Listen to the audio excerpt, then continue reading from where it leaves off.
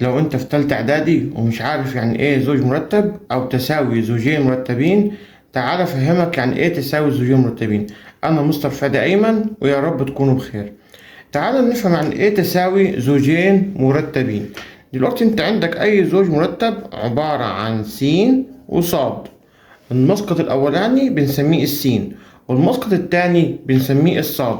ده زوج مرتب، ومينفعش ابدل السين مكان الصاد، كل واحد ليه مكانه، السين في الاول والصاد بعديها. طيب لو قلت لك س وصاد بتساوي 2 و5، ده برضو اسمه زوج مرتب. السين هنا ب2 والصاد هنا بكام؟ ب5. يبقى انا هنا لو قلت لك المسقط الاول السين، وهنا المسقط الاول مين؟ الاتنين، يبقى السين هتساوي 2، يبقى السين قيمتها كام؟ 2. طيب المسقط التاني اللي هو الصاد هيساوي المسقط التاني هنا اللي هو برضو الصاد، يبقى الصاد هتساوي مين؟ 5. يبقى المسقط الأول ساوي المسقط الأول أهواتي، والمسقط التاني ساوي المسقط التاني اللي هو صاد هتساوي 5. معانا سؤال مهم طبعا بيتكلم عن الفكرة دي. بيقول لك ركز معايا فيه عشان سؤال مهم خالص. بيقول لك إذا كان 32 و س زائد صاد بيساوي صاد أس 5 و2، ده اسمه زوج مرتب. المسقط الأول اللي هو 32 هتساوي المسقط الأول هنا، يبقى كده الصاد أس 5 هتساوي 32، يبقى المسقط الأول هنا ساوي المسقط الأول هنا. طيب المسقط التاني هنا هيساوي المسقط التاني. طيب المسقط التاني مين عندك؟ ركز معايا، السين زائد الصاد دي كلها مسقط تاني، يبقى س زائد صاد تساوي 2. دي المسقط التاني ساوي المسقط التاني. خلي بالك المسقط التاني كله معاك اللي هو اسمه س زائد صاد، ده مقدار يعني. طيب تعالى هنا عايزين نعرف قيمة السين. لو حبيت ابتدي بهنا ما اقدرش اعرف قيمة السين، ليه؟ عشان عندي مجهول تاني اللي هو الصاد.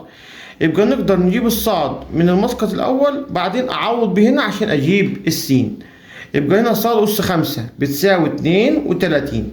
لو انت شاطر ومذاكر هقول له صاد أس 5 تساوي، هحاول اخلي ال 32 دي في صورة أسية، يعني رقم أس رقم.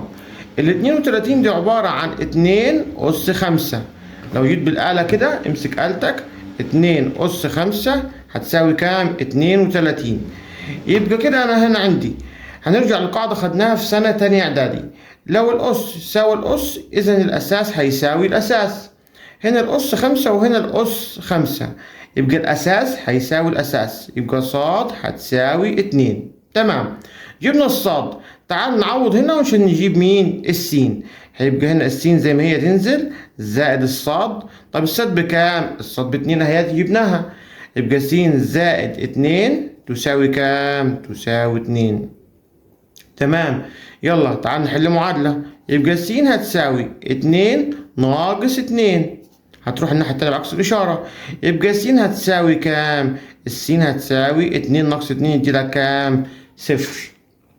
يبقى كل اللي بتعمله بتساوي المسقط الأول بالمسقط الأول والمسقط التاني بالمسقط التاني. يا ريت نعمل لايك للفيديو ومتابعة للصفحة عشان نستمر في المحتوى. شكرا لكم.